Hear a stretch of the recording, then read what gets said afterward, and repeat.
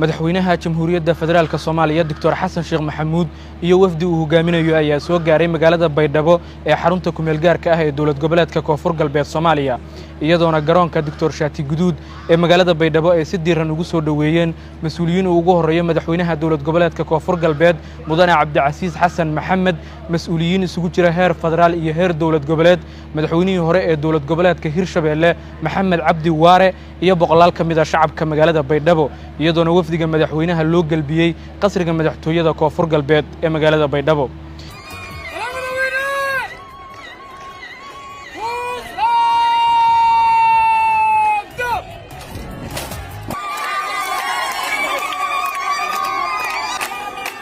munaasabad kooban oo ka dhacday qasriga madaxtooyada sidoo kale waxa ka qayb galay gudoomiyaha golaha shacabka baarlamaanka Jamhuuriyadda Federaalka Soomaaliya Mudane Sheekh Aadan Maxamed Nuur oo maalmihii la soo dhaafay howlo shaqo u joogay deegaanada Koonfur Galbeed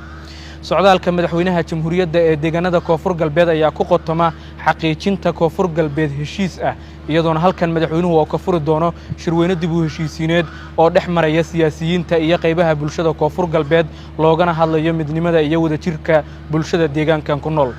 madaxweynaha Jamhuuriyaddu maalmaha soo socda waxa uu ku sugnaa doonaa magaalada Baydhabo ee xarunta ku meel gaarka ah ee dawlad goboleedka Koonfur Galbeed Shucayb Maxamed Cali warbaahinta qaranka madaxtooyada Koonfur Galbeed magaalada Baydhabo